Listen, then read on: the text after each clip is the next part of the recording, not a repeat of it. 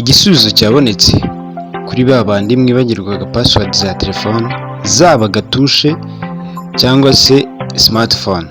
Uyu munsi nabazaniye code ebyiri zagufasha gukuramo password muri telefone iyo ari yo yose, yaba Gatushe cyangwa se smartphone.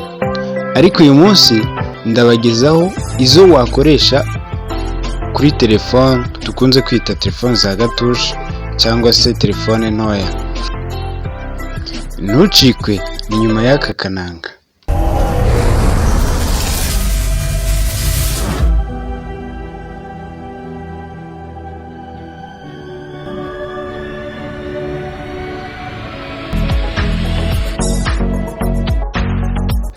Ni kenshi wibagirwa password ya telefone yawe ukarinda gutanga amafaranga, ariko uyu munsi igisubizo cyabonetse. Si ngombwa gutanga amafaranga, nabazaniye uburyo bwiza kandi bworoshye bwagufasha gukuramo password igihe wayibagiwe cyangwa se igihe hari uje kwitabaza we yayibagiwe. Turakoresha uburyo bwa reset cyangwa se resetting muri telefone yawe.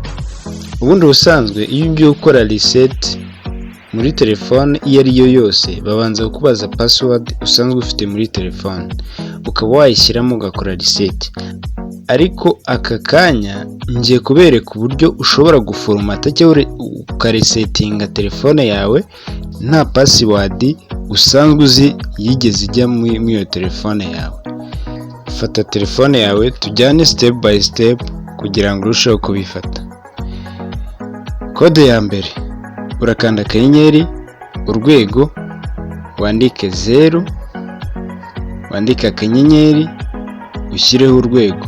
Ukimara gushyiraho urwego, barakuzanira amagambo avuga ngo are you sure you want to clean all the tested data? Nuba ufite gahunda yo guformata cyangwa yo kurisetinga telefone, ubwo ni cya gihe wibagiwe password, urakanda kuri yes. Ariko mu gihe uri kubigerageza nk'ubu ngubu, nukanda yes iraba formatted, kanda no kugira ngo bihagarare. Iyo ni step ya mbere wakwifashisha mu gihe wibagiwe password ya telefone yawe, cyangwa se mu gihe hari uje kwitabaza yibagiwe password ya telefone, cyangwa se mu gihe ushaka gukora reset ugahindura ibintu byose kuri telefone. Step ya kabiri nayo ni code. Mbibutsa ko iyi code ya mbere ishobora no gukoreshwa kuri smartphone ushaka kurisetinga.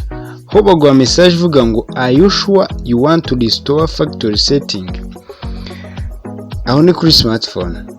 Ngiye kubageza yindi code ya kabiri, ariko iyi code yo ntago ikoreshwa kuri smartphone, yo ikoreshwa kuri Gatushe gusa. Ukanda akanyenyeri urwego 12 3 4 5 urwego. Mbisubiremo, ni akanyenyeri urwego 1 2 3 4 5 urwego. Nabwo baguha ya message ivuga ngo are you sure you want to clean all the tested data? Iyo uri sure cyangwa se ufite gahunda yo guformata cyangwa se yo guhindura password, ukanda yes. Mu gihe uri kubigerageza ntukande yes, kanda no kugira ngo hatagira ikintu cyawe kigenda. Ariko iyi code mbibutse ko idakoreshwa kuri smartphone. Kuri smartphone yo ntabwo igikoreshwa. Uyu munsi